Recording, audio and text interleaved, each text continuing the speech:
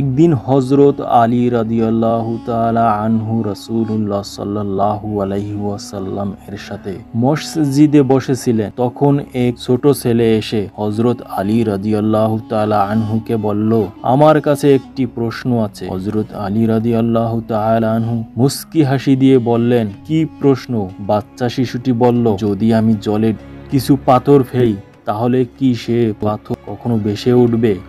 হযরত আলী রাদিয়াল্লাহু তাআলা আনহু কিছুক্ষণ চুপ করে রইলেন এবং তারপর শিশুটির দিকে তাকিয়ে বললেন, যে পাথর জলে ডুবতে পারে সে পাথর কখনোই ভেসে উঠবে না।